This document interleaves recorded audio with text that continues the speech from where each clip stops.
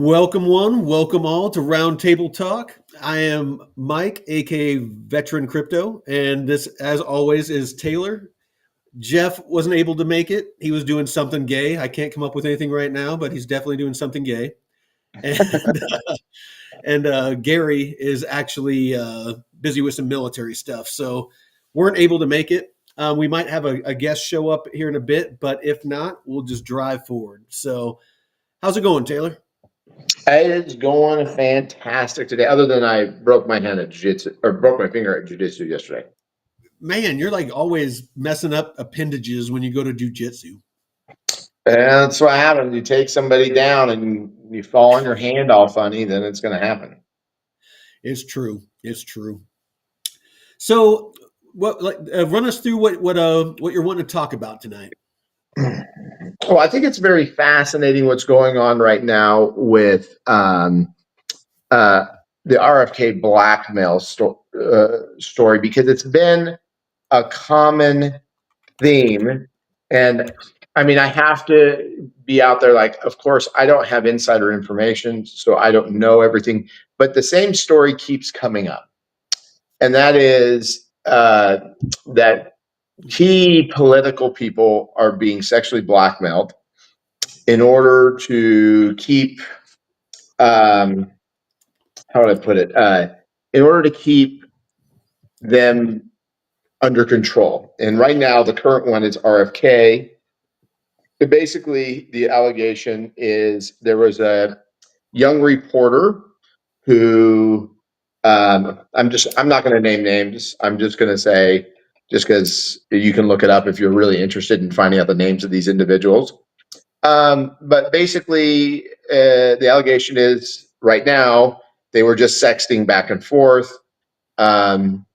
It's coming out just recently from Candace Owens and some other people that it was more than sexting, that not only were they engaged in a sexual relationship, but like, Coitus. Yeah, somebody, I mean, one person said, I don't know the truthfulness of this either, and that is that her husband filmed them having sex together. But Nice. the allegation is, got some cuckold action going. yeah, the allegation is it's being used to blackmail RFK. And the question is who's doing this? Why are they doing it? And, kind of what's the game being played? And so it goes back to two organizations that appear to be being doing this: the CIA and Mossad, Israel's intelligence community. That apparently those two organizations use sexual blackmail on pretty much everything, because that is kind of the main conspiracy of Epstein. Yeah, Epstein worked for the CIA and Mossad, and his job was to get compromising video footage on U.S. politicians or influential people in order to get them to do things. Like, the allegations are that Bill Gates, they have it on him. That's kind of why he seems to be he does odd things for one of the richest men in the world. Like, why are you constantly engaged in these political things that just make no sense? Diddy, Sean Combs was allegedly part, they helped him become famous in order for him to gather that information on celebrities. Because it's kind of weird that, these things happen to these individuals, and then all of a sudden everything goes really silent in the news media. it really is weird. You got Epstein. He got arrested and hung himself in a cell where all the cameras magically stopped working, and the two guards decided that I think, like, one took a break and one took a nap, and it's just way too many weird coincidences where he gets offed, and then Of course, all these politicians keep saying they're going to release the list, and never freaking happens. And you get, like you said, Sean, P Diddy Combs, he's having his little sex parties and stuff like that. And it seems like that all of these scandals have kind of one thing in common. It's people in positions of power and influence that could be potentially used to advance, an agenda, or to influence people to, garner support for, in this case, potentially Israel. You got the whole Gaza thing going on. It's just I find it interesting. I'll just put it that way. Yeah, well, I mean the so what's really odd is because Candace Owens, I think 2 days ago, she went out and she basically has um, made her. So if anybody kind of knows what she's kind of departed from the Trump administration, saying that the Trump administration is compromised because Israel did spend a lot of money in order to get um, Trump elected. I think he got like $200 million. And right now, you have a lot of weird things happening. People are being deported that are not U.S. citizens for any support for Palestine, which is odd in the sense of why would we deport people for exercising? Now, I understand immigrants do not have constitutional rights, but that doesn't shouldn't alleviate the obligation for us to withhold the principles of the Constitution to allow people to speak, you know, especially if they're speaking it not of the United States, but of another country, their opinion on the situation. The fact that we completely ignore that basically a Holocaust is happening of Palestinian people are we are funding it. We are helping Israel annihilate and remove, millions of Palestinians from their land, and no one in America seems to care. Just like, oh well, that's just happening. Um, then Trump comes out and says that we should take over that land and build on the real estate. So and we kind of pretend not like nobody on the left or right went after him, which I found very odd. Like, if you were going to attack Trump on anything, probably most disgusting, horrific thing he said is that let's take people who are poor, who have nothing, who have been slaughtered by the Israel government, and let's take their lands and let's build real estate on it. And no Democrats went after him. Well, I mean, some might say that, um, the Palestinians, and I'm just going to play devil's advocate because there's just two of us here, Okay. that they brought it on themselves. That there was a peace treaty in place. That there wasn't, any large scale conflict, and October 7th happened. Yeah. They, attacked Israel in a major way, took hostages, murdered, old people, and, women, children in their homes. They're, constantly, mortaring and sending shells into Israel. And, I mean, it's, always an ongoing thing. Yeah. And some would say that they're justified, that they're defending themselves, but you know I think it's more complex than what a lot of people make it Yeah. out to be. Yeah, but here's my thing, my old position. Fine. Why is America involved in it at all? Oh, on that, I think that most Like, people will agree. like, We need to stop getting involved in everything that goes on around the world. let's go deeper into this. Like, the Jewish people and the Muslims, they're both Abrahamic religions, and they Yeah. both believe in an eye for an eye and a tooth for a tooth. They are acting out their religious beliefs What? exactly what they believe. Well, what's that Why saying? are we An eye for an eye makes the whole world blind. Exactly. Why are we interfering in their religious wars? This is their belief systems. They believe And this idea that you, every time something negative happens to you, you have to repeat that back to the other people. Well, guess what? If that's what you want to believe, then live that life. Don't include me. And I, I'm a Christian. I believe in the Christian Christ principle to love my enemy, to do good to them who despitefully use me, to go above and beyond to bring peace to this world. I don't believe in this eye for an eye and tooth for a tooth philosophy. Let them be. And here's kind of my other I believe take everybody's eyes and everybody's teeth, and then nobody can take anything. I'll take out all my eyes and all my teeth, and then you That's can't harm right. me. We'll be a bunch of gumming, blind sons of bitches. Exactly.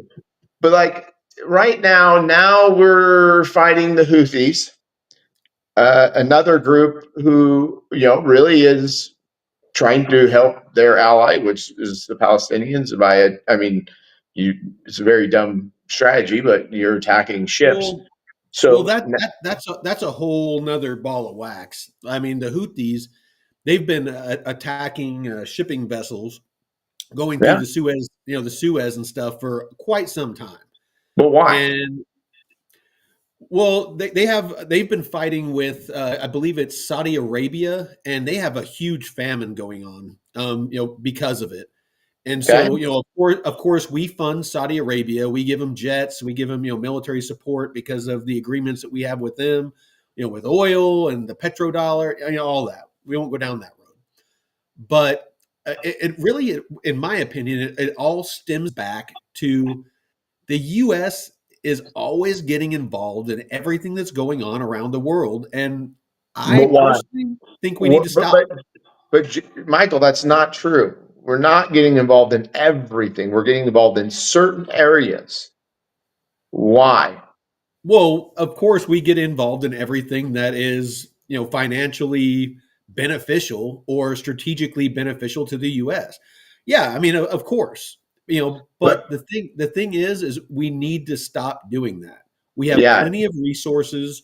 We have plenty of wealth. We're, the, if not, one of the, if not the, major military force in the world, and we're in a bad place right now when it comes to national debt and all the issues, the kind of what's the word I'm looking for, just all the inner turmoil that we have in our country.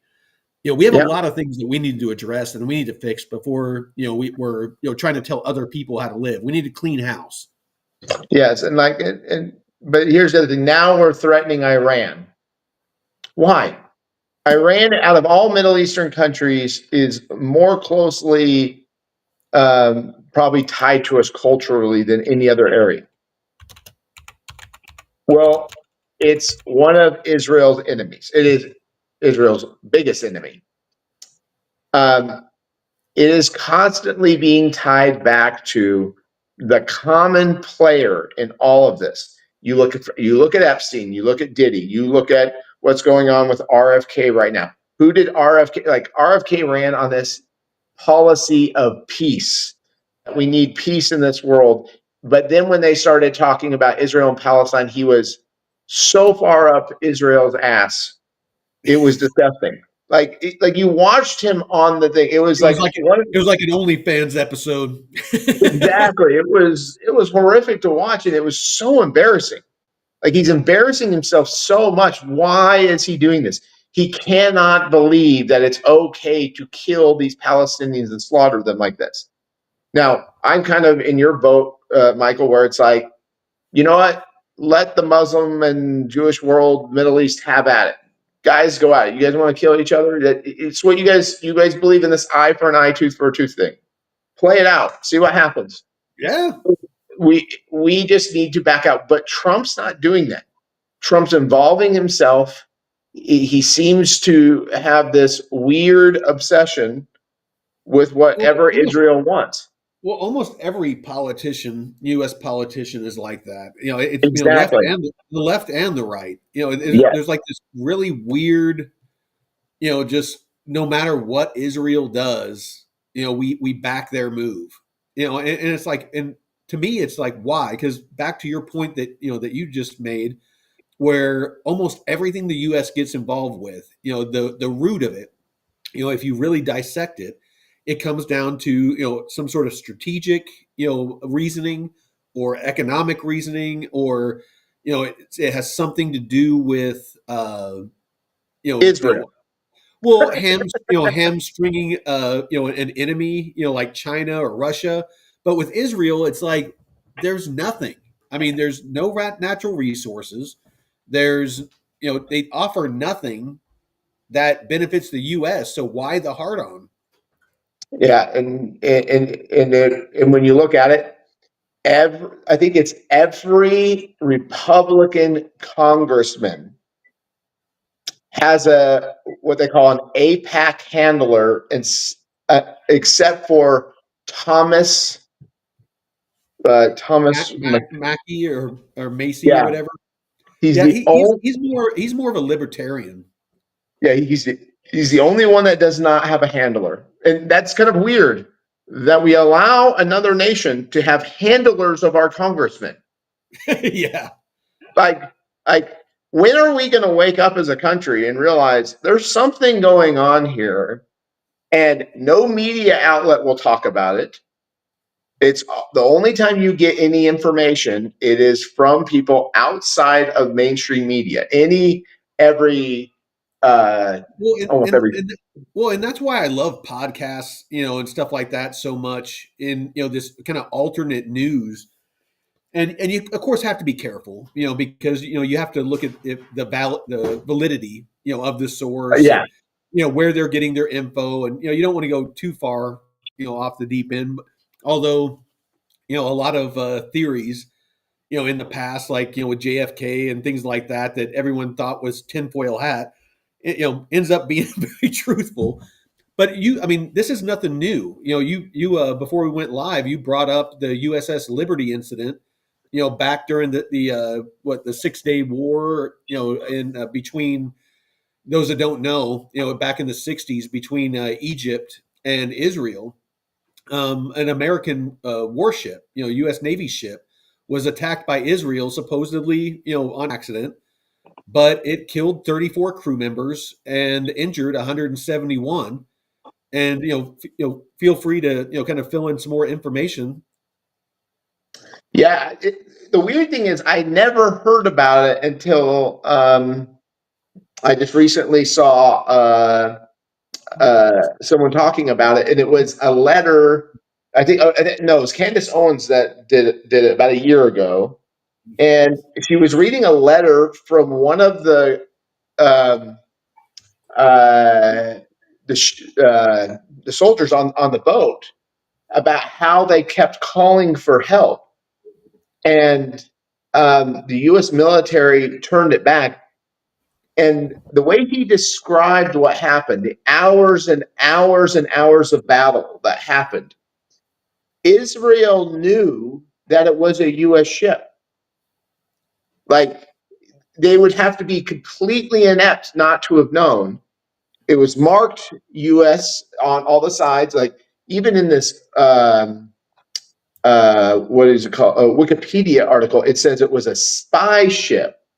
But this military officer says, no, we had on the side of the boat U.S. markings that we were a U.S. ship. The military sent jets to help to protect it. They were turned back. Lyndon B. Johnson, LBJ, refused to help them. And then for hours, it kept continuing going, where they kept attacking it and couldn't sink the ship, and eventually just gave up. I guess they tried to board it too. It was crazy, like listening to this guy's letter. And then after it was happened, they were told, because apparently there was torpedo boats that came, there was jets that came. That it was, but afterwards they were all threatened. All of these soldiers were threatened if they said anything or did anything, that um, that they were going to be thrown in jail or something worse was going to happen to them. And just to be fair, it's like, I mean, what's your source for that? Well, it's just Candace Owens just read the letter from the guy who was allegedly on the ship. Okay, okay. Just if you want to watch it, go to Candace Owens' YouTube page. Type No, no, in no. I just wanted to make sure that we cited our source. exactly. So I mean, the letter could be a lie. I mean, it's always possible that I'm Like sure like I Candace said, Owens doesn't seem I to want to be. try to I want to try to be as transparent as possible. So I want to make sure that's the only reason I brought it up is I just want to make sure you know how it is. You know, everyone's like source, source. Exactly, and you should. I mean, there's always manipulation that's happening. I like watching Candace Owens. She generally seems like a person that wants to find the truth about what's happening, and she's just not scared to speak the truth because when Well, she came out. she she's actually gotten kind of like, for lack of a better term, sorry if this is offensive, trigger warning. She's kind of been blackballed by some on the right, you know, because she was a Yeah, darling of the right for a long time, and she's been kind of blackballed because of her stance on Israel. yeah, and you know what? I listen to people when they stand up for what they believe, and then they lose their positions of power because of it. Well, Um, and one thing that I noticed as well is that kind of struck me as odd is that it's not often, like I can't think of another instance where somebody on the right spoke out or had their own opinion on a topic and got ostracized like she has. Happens on the left quite a bit. You know, if you're mhm. not lockstep, I mean, it happened with Elon Musk, it happened with RFK, it happened with Donald Trump, happened with Tulsi Gabbard. You know, I mean, the list goes on. You know, there's just, you know, anybody that doesn't, you know, isn't 100% lockstep, they get, you know, almost like a cult, they get discarded. But Candace Owens was like the first one that I can think of, you know, and feel free in the chat, you know, Chili Rainbow and, Deadwood or, you know, anybody, if you know somebody else on the right that has been treated like Candace Owens, I mean, you know, please speak up, but I can't think of one. Yeah, I mean that she's one of these, like, they're just people that you're like, um Tulsi Gabbard was this for me on the left. Why in the world did they not embrace Tulsi Gabbard? Like, it made no sense to me why the Democrat Party wasn't all over her, and it makes Oh no sense yeah, to for the presidential nomination. exactly. And why isn't the Republican Party all over Candace Owen being like, we want you on whatever we can get you on? Like, I think she's just basically running her own YouTube channel right now.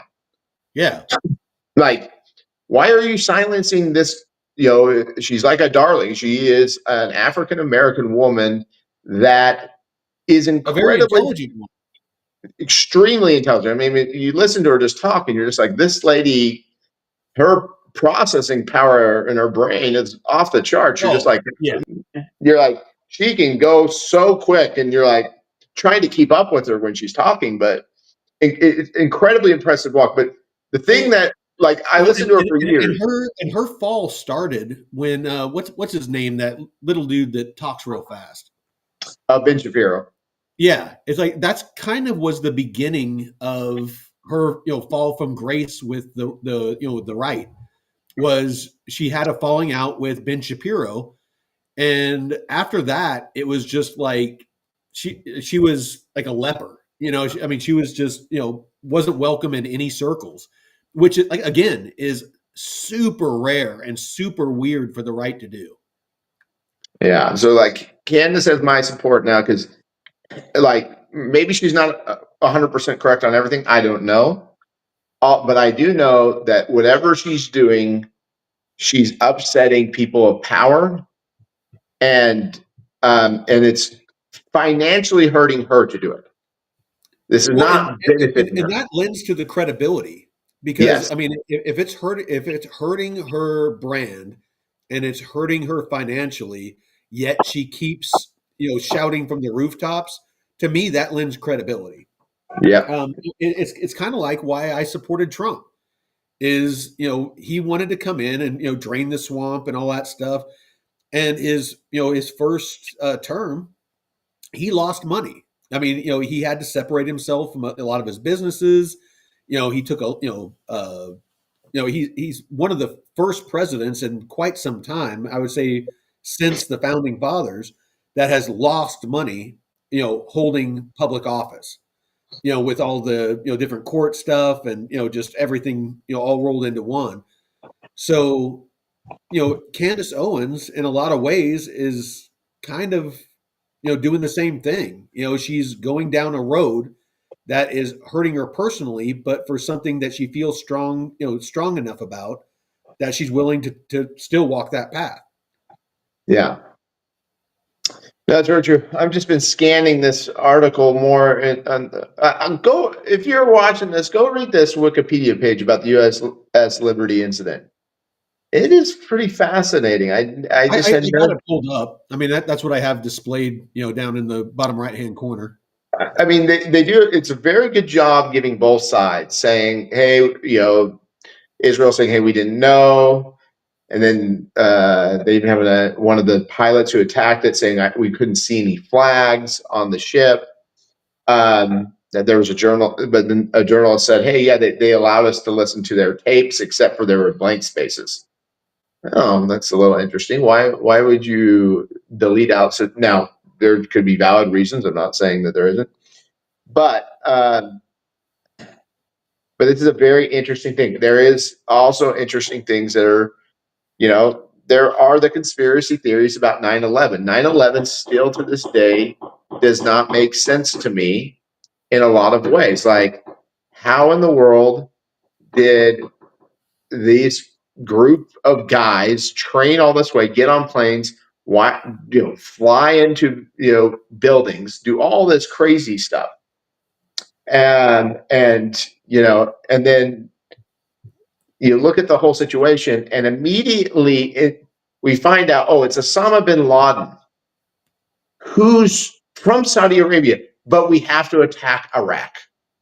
Well, and a lot of and many of the terrorists that were on the planes were from Saudi Arabia, Yes. and in addition to that, um, there is a theory that there might be fact backing it up. I haven't looked that deep into it, but after 9/11, there was a Bush supposedly flew out a bunch of high level, Saudi individuals, to get him out of the country because of, obviously the connection. And it was very soon after, like before a lot of the information came out about the nationality of the terrorists. So, I mean, there is things that lend credibility to a lot of the conspiracy theories. Yeah, and it's like, and I'm not saying I don't have any evidence that Israel was involved in it, but it almost seems like, well, I know Saudi Arabia and Iraq didn't get along, but it looks like Saudi Arabia people were at least orchestrated the whole deal. And it's like there it kind of is continuing this problem with our government, that there's some type of agenda that appears to be going on that is not the true narrative of what we're being told. Well, And let me offer this up. So this can, can span a lot of different events and, a lot of different, current events and back through history. But one thing I learned in the military, and, one thing if you study, cults and religions and, things like that, is a one of the core, aspects of it is emotion, is getting people emotional. yeah, And so, what better way to get people emotional than, attacks? yeah, If it's, if it's in Palestine and Israel, if it's in the U.S., wherever it is, if you can get people, I mean, look what happened after 9/11. It didn't matter what your political leanings were. It was like, go get them. I mean, it was every politician, almost every American, with the exception of, I think, like Ron Paul or something like that, which, probably ended up being true. But yeah. everyone was like, go get him, go get him, go get him, go get him. Well, and Trump, And to his credit, was against it. He got a Really lot of flack. Yeah, he got a lot of flack for coming out against the Iraq War. interesting. Yeah. Yes. Yeah. And I'll admit it. I mean, I was one of them. It's like, I mean, I remember, like most major events, we remember where we were at. I had Yeah. just gotten off of 24-hour guard duty on an airfield at Camp Pendleton, and I went home to crash out to get some sleep. And right as I started falling asleep, the phone rang, and I was like, "Fuck that! I'm not answering the phone because I know Yeah. that they want me to come back to work for something." And it just kept ringing and ringing, and like they call back and ring and ring and ring, and I didn't answer it. And after about 30 minutes, pounding at my door, and I was like, "Oh shit, this is serious." And so I went and answered the door, and they were like, "You need to grab your shit. And you need to report now." And I'm like, "What's going on?" He's like, "Just grab your shit." And went to the airfield, and that's when I found out what had happened, and I watched the second plane hit. And but yeah, it was insane. But yeah, I mean, everyone was caught up in that. And again, I was one of them. Yeah. Yeah. I mean, it was effective in getting people to turn off their reasoning abilities. Because now that we look back on it, we're like, it was clear.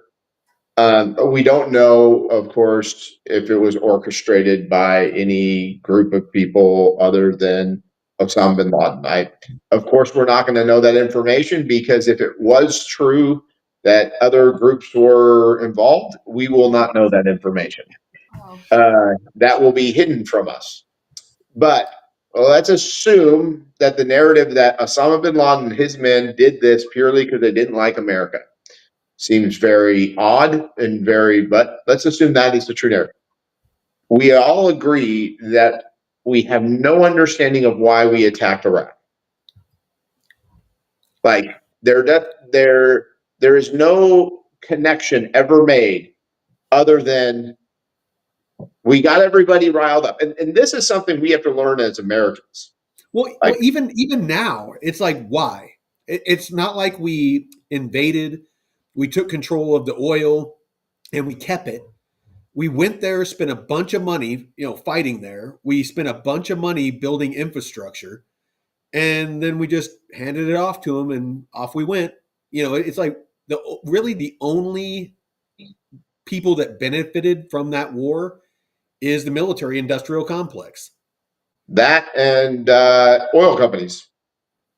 Well, how did the oil companies, other than that the war machine needed oil, but like I said, we didn't keep any So of the oil. I'll bet you this. I'll bet you money. I don't even know if this is true, but I bet you money. Our oil companies in America have contracts where they're pulling the oil out of Iraq right now. Let me check. Let me Look check. it up. But I'm just going with a gut feeling No, no, here. no. It's like I said. I'm not saying you're wrong. I just I could be wrong, and it would disprove my theory that this is about money and this is about power and control than it is actually about. But we can all agree that it we 9/11 was used as a mechanism to get us emotionally charged to the point where we took away our reason. And then they used that opportunity to start a war. I Not, honestly I just wonder if it's as simple as the lobbyists and those that control politicians, that they profit monetarily from war. yeah, War is probably one of the most profitable businesses out there. I mean, look at how much we spend on like a Tomahawk missile. It's millions of dollars for one freaking missile. yeah.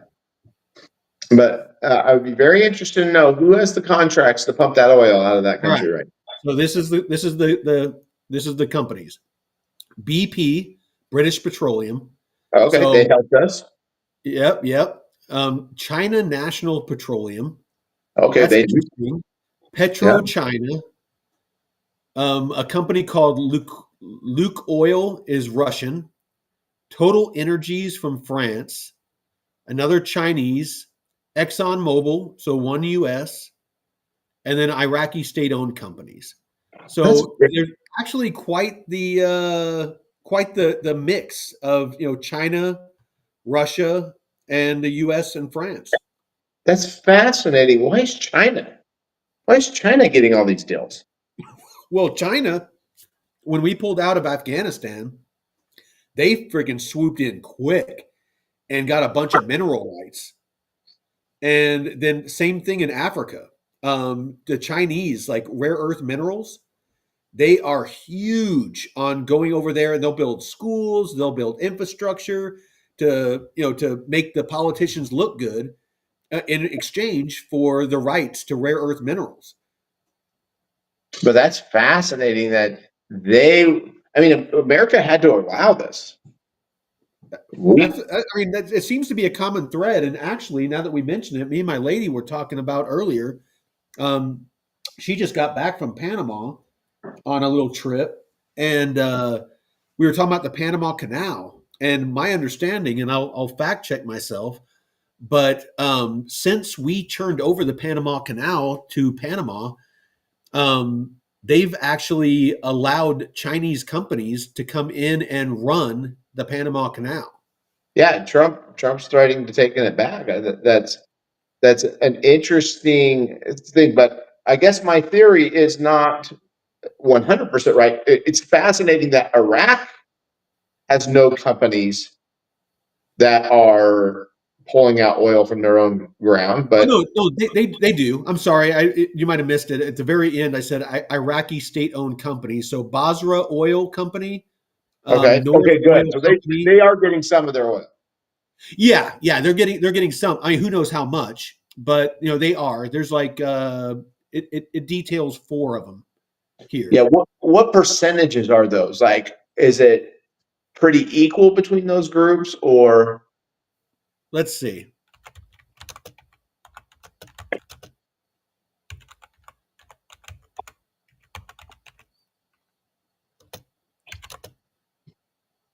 Of exports for each.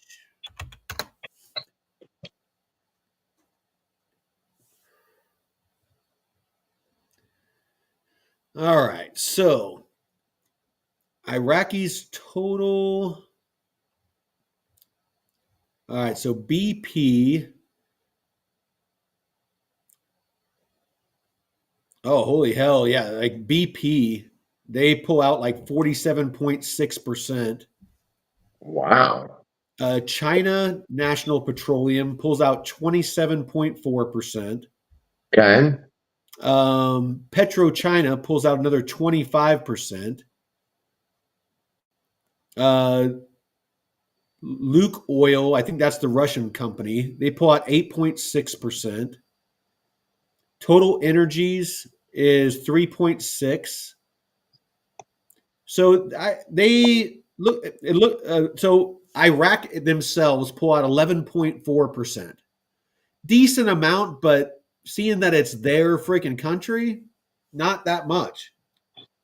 hmm, that's interesting. That is, I wonder why BP got such a significant portion of the oil rights. So that is very fascinating. That would be a Yeah, cool they thing. have almost 20% of the total. Yeah, I know Britain was one of our big. China, but China gets more. China is it's almost 28%.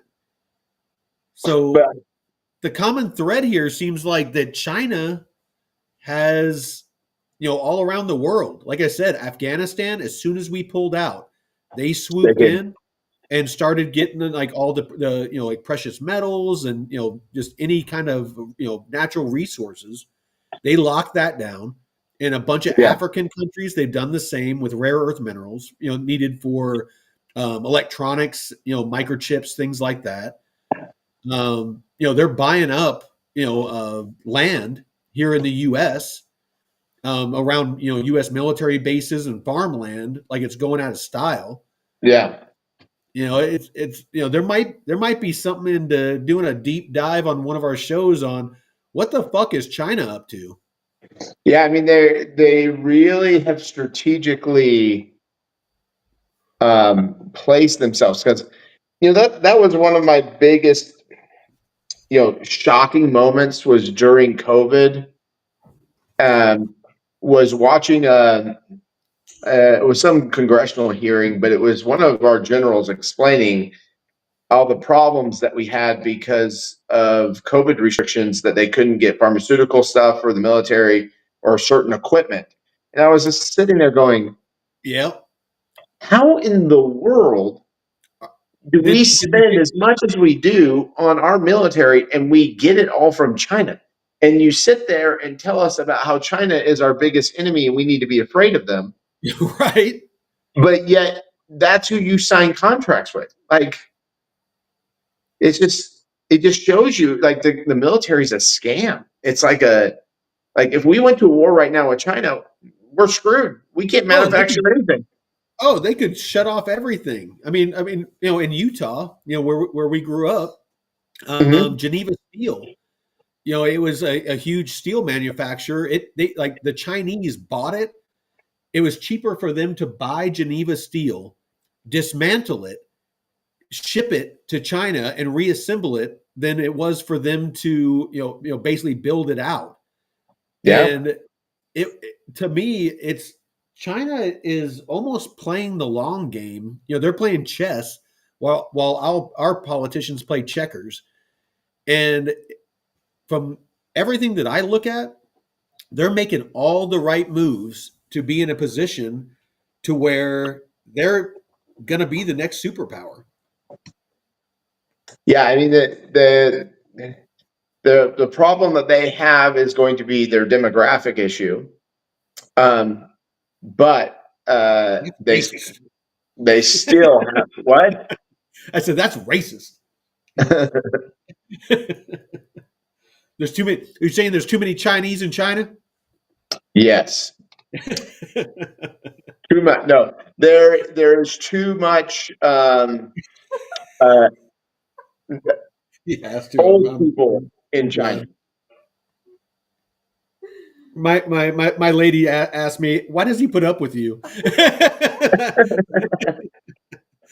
I have to. He, he used to. He used to beat me up as a child, and now I'm I never scarred. once beat you up as a child. I know. I it, I know you were always a fun dude. I, he always tells people I beat him up. Like now James beat the shit out of me. Yeah. I have As scars. he needed to, you were a problem. All right. I was. Yeah. I will admit. I will admit. I was a difficult child, so I probably deserved it about 90% of the time. Hmm. That is fascinating how we went to this war, fought this war, and then handed over. Everything to Our, China. yeah, Well, actually, to China and Russia, that supposedly is our quote unquote enemies. exactly. It's like seems like they're not really our enemies behind the scene. Seems like I they're oh, go ahead. that we're doing some big benefit, like we'll leave Afghanistan. Here you guys go. Uh, like go on in and get all your deals. Well, dude, like after we left, a lot of people don't understand this. Um, when we left Afghanistan, since we left, we've been giving $40 million a week to to the Afghani government, which is basically the Taliban that we were fighting the whole time. The whole time that we were over there. And what are we getting from it? I mean, it's that's tax dollars that's going Influ- to the. Michael, it's influence. You just don't understand. I We guess need I obviously do not. like we need to influence that part of the world because if we don't, then we might not get the Well, opium. I don't know. well, Maybe. yeah, no, you're the business owner. I mean, you would know. It's if you look at it from a business standpoint, what it does that 40 million, per week or whatever, what does that get the American taxpayer? Because that's our money Yeah, that's going to pay people that killed American service members. well, the argument is like here is why they say we should be doing this. So in America, we do not really make anything. We just service Not each other. anymore.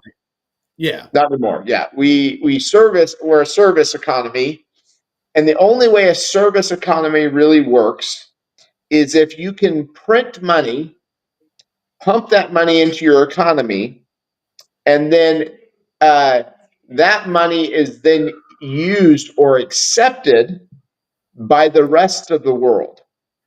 Well, yeah. I mean, because the dollar's the reserve currency, and they need to do that shit to then pump my crypto so I can get rich and buy my jet. Or you gotta get politically involved somehow, Michael. That's how you're gonna get. But so the idea is we are trading. We are making the rest of the world because of our military and because of the money that we distribute out to their politicians. Because it's like we're buying their politicians too. Um, we're giving out all this money in contracts and different things. So you'll accept our money, and then we'll buy your junk that you make in China or whatever it is, and we'll get our people to do that, and we'll keep this system going. The problem becomes, as you can see, what happened in America is okay. We went and did that, and this is a great system for us. Like if you think this is a bad system, this is great for us until the rest of the world goes, you know what? We don't We want to don't need play the this dollar. game anymore. And they And rug pull us and we're fucked because honestly, we, it's kind of happening because yep. the petrodollar. Because I mean, that was like what you just talked about. That was the deal with Saudi Arabia. Was we'll provide you military equipment and support and all those different things if you'll accept only accept the U.S. dollar as payment for your oil. And that's the way it was until somewhat recently. And last I heard, they actually started accepting the Chinese yuan and a lot of other methods of payment Mhm. other than the U.S. dollar. Yeah, and we don't have any way to combat because now we're totally reliant on China and the rest of the world to provide all this stuff to us. So we can't really flex our muscles anymore. I mean, we can with our military, but at the end of the day, China really isn't going to be that scared of our military. I mean, Like you said, could we they can wreak havoc on there? shut off, Absolutely. yeah, they can shut off key supply Yeah. that we need of certain certain materials and things like that, and just totally fucking shut us down. So it is a I see the idea like because a lot of people are upset with this. I mean, we can get back to these tariffs that we wanted to talk about, and this is a good segue of well, why people say that the tariffs aren't necessary and the trade imbalance isn't necessary because everybody's accepting the U.S. dollar and they accept our financial system, so we can keep printing the money and pumping it into the system and have it Mhm. flow through. But you It's going to know be a dark day when that frickin' we're not able to do that anymore. exactly, and that's I think what Trump believes is we can't play this game anymore. We can't rely on this because one day they're going to rug pull us. Well, And and honestly, that's why I support Trump so much. Is love him or hate him, whatever your political leanings are, is we've gone down a road way too far and kicked a can down that road to stave off any sort of pain, for political purposes, because people aren't going to vote for politicians that do hard things that cause pain. And mhm, we're in a position now because of the national debt and our dependence on China and other countries overseas for key resources that fuel our economy and fuel our military. And Trump is like, hey, we need to stop this. We need to cut spending. We need to, get responsible with how we spend money.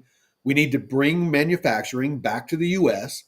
So we're not reliant on overseas, governments and potentially, our, economic and militarily, military, adversaries.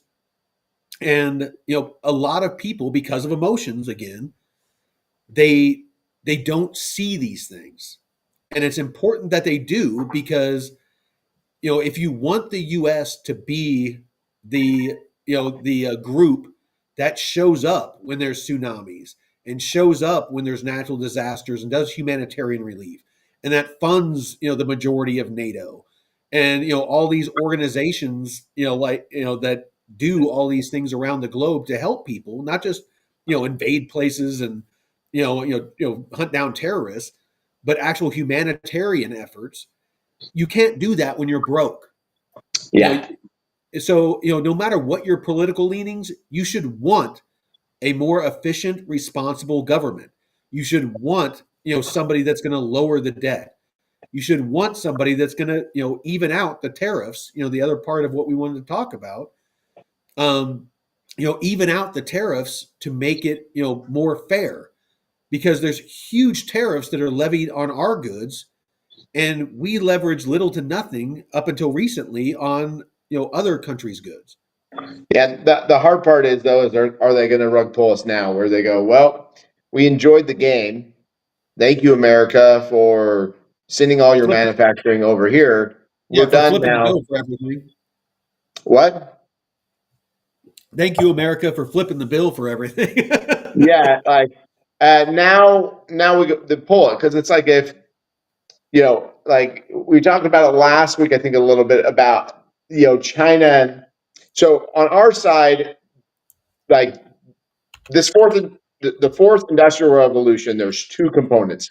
There is AI, which America, we completely control. Like we do not allow NVIDIA's chips to go to China or a lot of the world. We allow it to go to a few countries, but mainly all of NVIDIA's chips right now have to be sold to American companies to build out the AI infrastructure because AI is, it is going to be the most powerful tool working forward. But Well, let me the point let second, me let me point something out before we move on. Is I think that's why there's this geopolitical struggle with Taiwan, because the yep, majority of chips are made in Taiwan.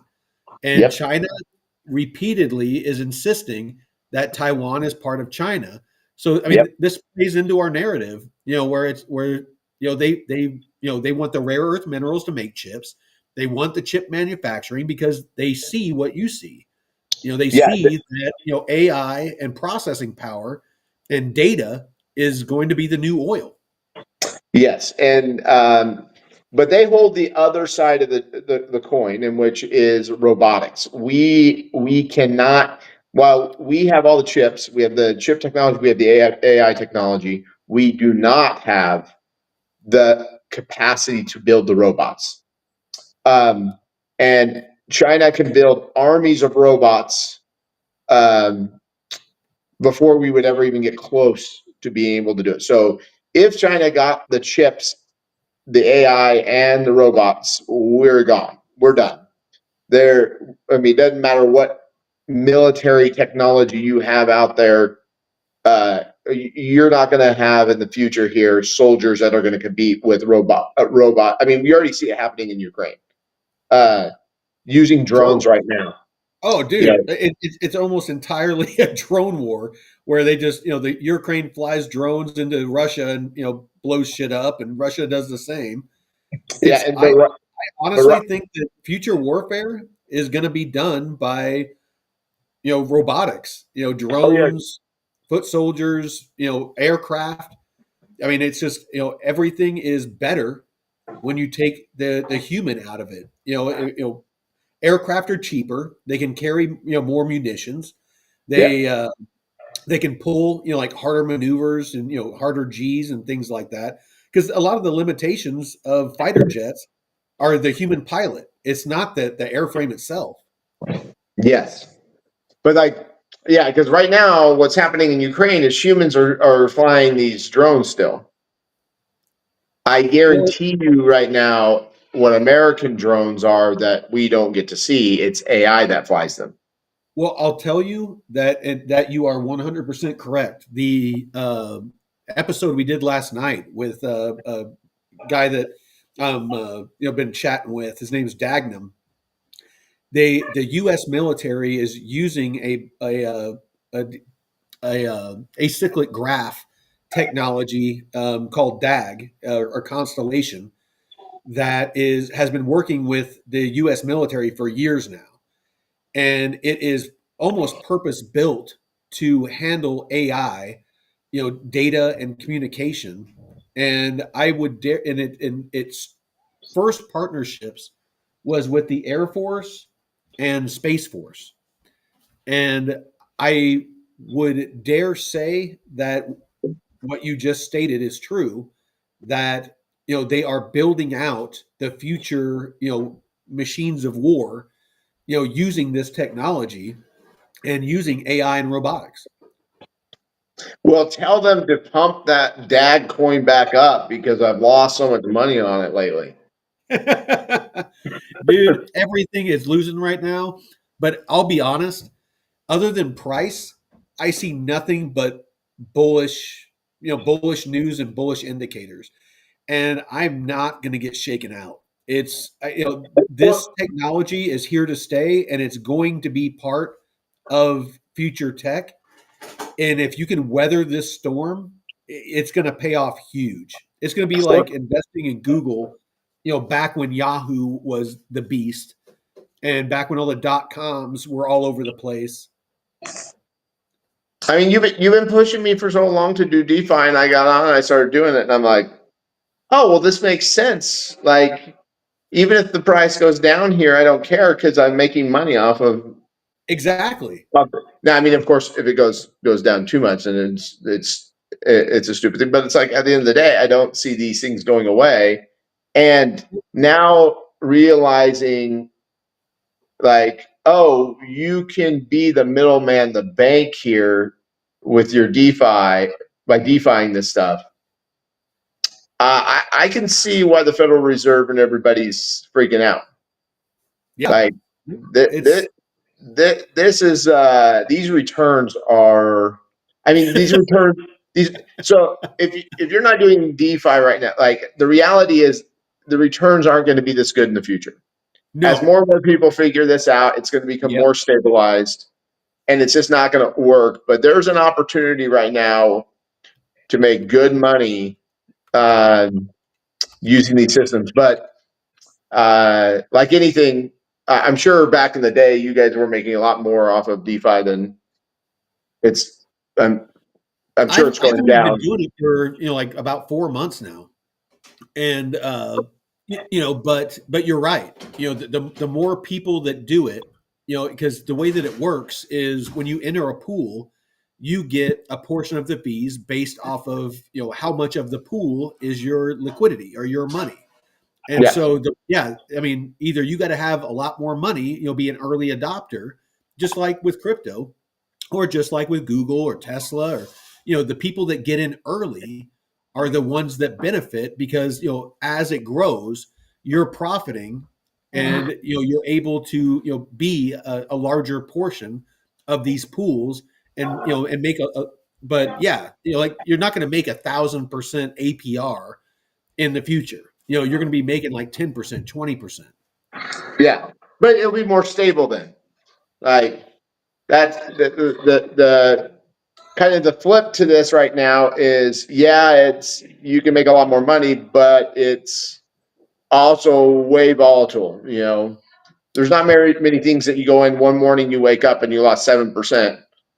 Yeah, Whatever you're or holding. make 50%, and that's why I'm always telling people, you really need to, when you get in these pools, really need to make sure that it's in assets that you've done your research, you understand the tech, you understand the partnerships, what they're building, the use cases, all of those, things that you should look at as an investor and believe in the tech.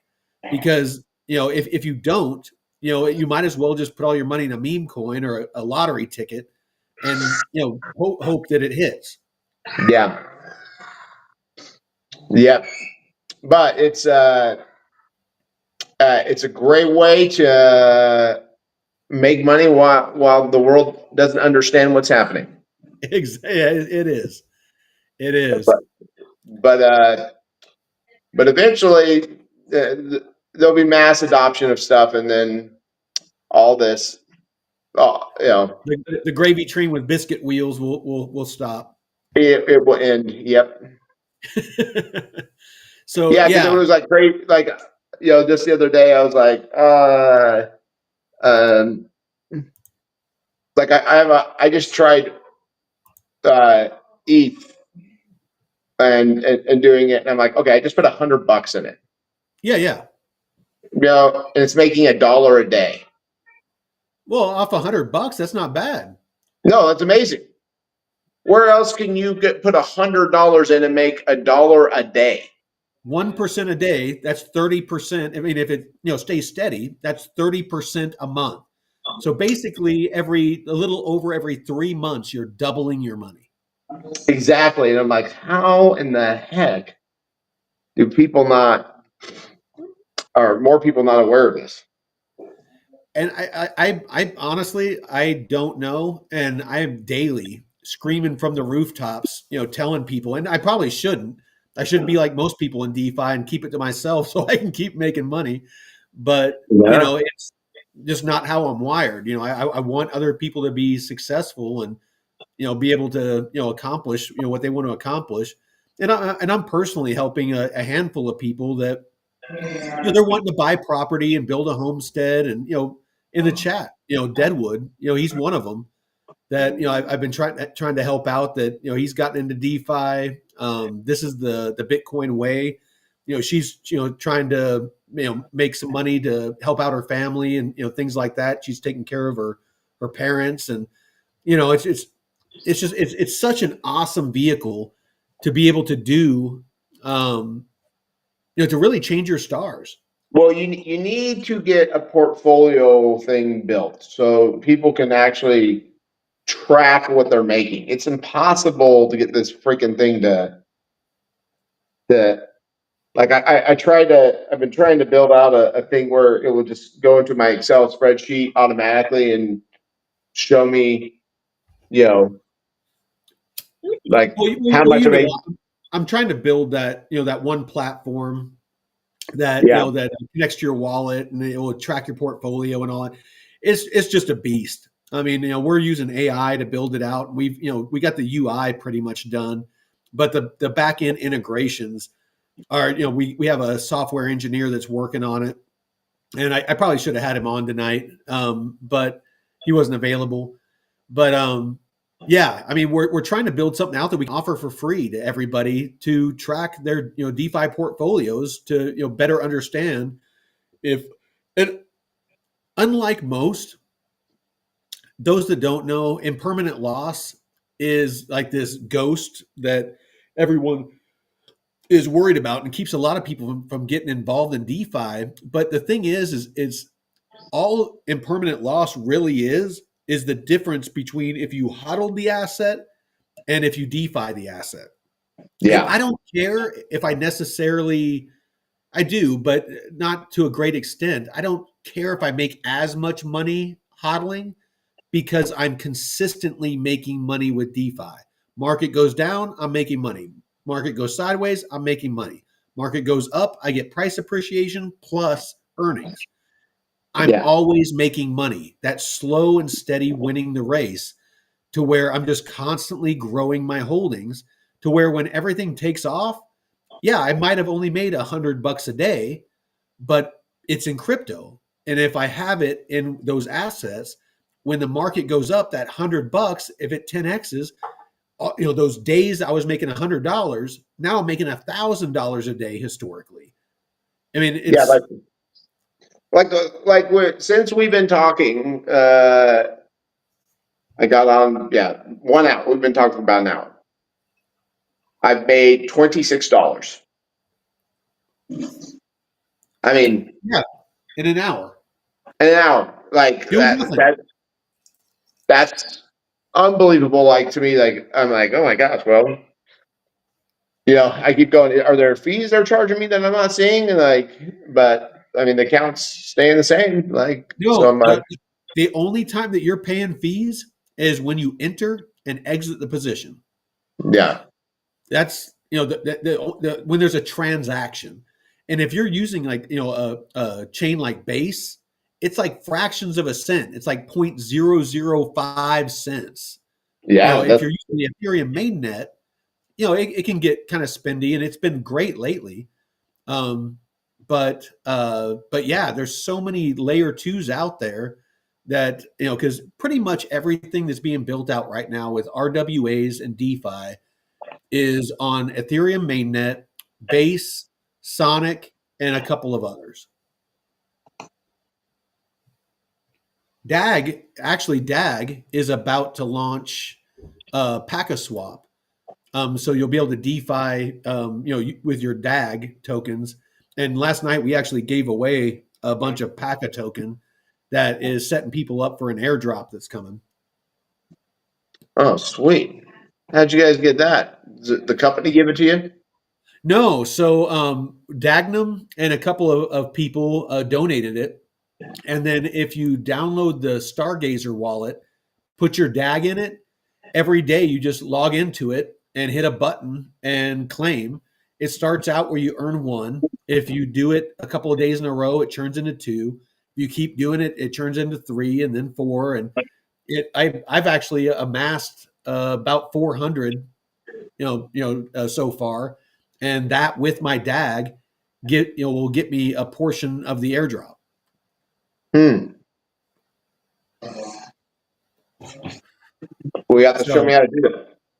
yeah, no, just go. It's a browser extension, just like the Coinbase wallet. Just Okay. look up the Stargazer wallet, and I can help you when we're like just give me a call. And Yeah. it's super simple. And then, like I said, you just move your DAG to it, and you're set up. And the airdrop's about to happen, so we definitely want to get on that either later tonight or probably tomorrow would be good. Stargazer wallet, and then drop my DAG over into it. Yep. And then just start collecting alpaca. And I can even send you some if you want, just to make sure you have some. And then, yeah, we just wait for the airdrop. Okay.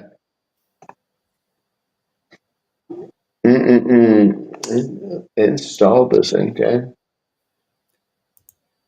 So, yeah, no, it's, yeah, DeFi.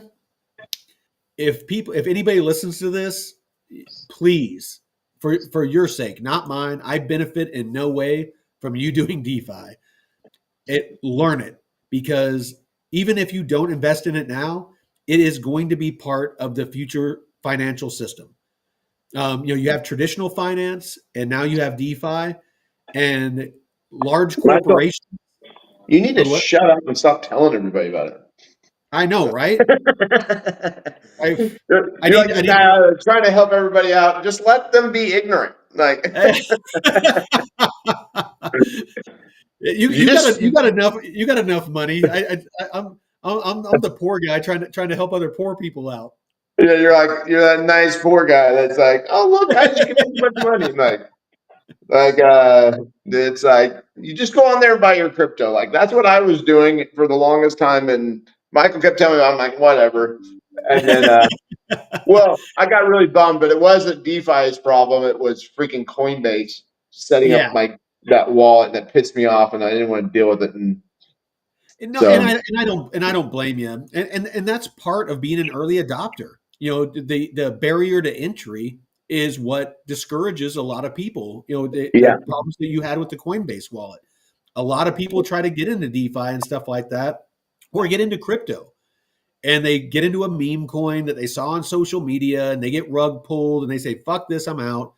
Or they have their wallet and they try to send some crypto to an exchange, or to a wallet, or to to do something in DeFi, and they send it to the wrong address and they lose their money, and they're like, fuck this, I'm out. And yeah, that is, you can't let that stop you. You need to figure out how this technology works because the early adopters are the ones that are going to profit. Yep, just like I've been doing for the last week. Oh, dude, you're killing it. Been going really good so far. I mean, it's a crappy week because the my crypto's going down, but not what I'm farming right now. Well, you're making more off of fees than you are off of the market going down. Yeah, I basically, even though I've dropped, I'm basically the same. So I'm like, but I have more points Yeah, now. Of like, I have more Arrow now, and I have more Plume and Bitcoin, and I got more ETH. So I'm like, well, yeah, it's going down, but I'm making money still. no, exactly. And and you're instead of being down, you're even.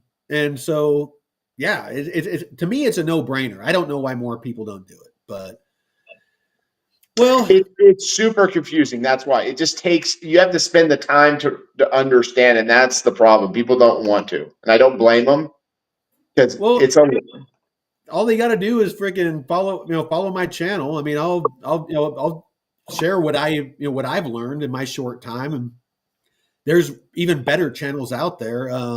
Crypto Labs Research dudes are super professional. They have millions of dollars in it. They're making money hand over fist. They're much better at it than I am. All I'm doing is just sharing, my learning journey, from when I first started, and just as I learn and make mistakes, and I'm sharing that so that people don't make those same mistakes. It's the information's out there. You just have to get off your ass and learn. but that's, but it is a learning curve. Like, just, it is not the easiest thing to figure out. But with AI now, just ask AI. Like, just be like, what does this mean? What is this? Yeah. Yeah. What is impermanent loss? Exactly. Like, explain how this is working. You can screenshot your screen going, am I doing this right? Yeah. What risks am I taking? And you No, can and figure it out. you actually showed me that when I was down there in Texas. I didn't know that you could screenshot and feed it into Chat GPT and say, what do I need to do here to make this work? And it will actually tell you what to do. Yeah, it's amazing like how efficient it is. So Well, I guess we could call it. I know you got the family to get to, and I got a big fat steak that I need to cook up, and so me and my lady can have some dinner. yeah. I mean right now I'm at $36 we made since we started. Like And, it's and, it's and off of how much? What's your investment? oh 81,000. You're like 81,000. That's like Yeah. yeah, no big deal. Just 81,000. But It's weird. but It's still. weird because sometimes like because I guess it's just like how much volume's going on. So it's like the APR Well, there's shoots no through the volume. There's no volume right now. I mean, it's when the volume picks up, it's gonna freaking be insane. yeah. Well, right now I guess for some reason Bitcoin is as I'm like at 2,000 APR right now. So it's just chinging it right now. No, I'm really glad that you got into it because you definitely have a really good opportunity, especially with the money that you put in, that you're really going to benefit from it. So Well, but Jeff came in and was like looking at it, and he's like, okay. He goes, I'll start getting into this and figure out what's going on. So I was like, all right, go ahead. Like, so and really all it is, I mean, it's smart contracts. It's all like, automated to where, if you're using solid platforms like, Aave and Uniswap and Aerodrome and things like that, is, it's sustainable. You know, yeah. don't don't chase high APRs on obscure platforms because they can go out of business and you lose your money. I would rather Mhm. make a steady 100% or 40% knowing that my money is safe than just, chasing after APRs and, possibly losing everything. Yeah, So, it's a fun time to live that you can do this. Because I'm used right? to making like 10% a year on and thinking, oh my gosh, I found a great, Yeah, a found great some. investment, in Yeah. TradFi. The thing is, you can compound this daily too, which is another huge thing. Because usually, like the other problem is like, you get paid out on the stock, you get paid once a month if you're lucky. Yeah. And then you can go invest that, additional profits that you make. Well, you got to wait a whole month to see it. If you're compounding daily, it just really starts growing. No, exactly. And even that, zero maintenance, we put you in that arrow lock where, Yeah. once a week it auto compounds. So I mean, that's a put it in there and forget about it. Check in on it every once in a while just so you can, look at how much you've earned. But, here in 4 years when that unlocks, depending on what arrow's worth, it could be a couple $1,000,000. I mean, I did I asked AI, if I started out with 10,000 arrow, how many tokens would I have in 4 years if it, compounds at a rate of 50%, weekly? And I ended up with like $2.4 million. Yeah. It's like if arrow's worth $10, which it might even get to this bull cycle, next bull cycle it could be 30, it could be even more. It's a huge opportunity. So I'll leave it at that. Okay. But I appreciate you, Taylor. Again, it's always a pleasure. I love doing this with you. Oh no, it's great. We always get into anything. We might be getting ourselves in trouble. Some of the stuff we're saying, though, we got to be I careful. know. I really don't care. I live in the woods. Exactly. All right, man. We'll talk to you later. All right. Talk to you later. All right, take care.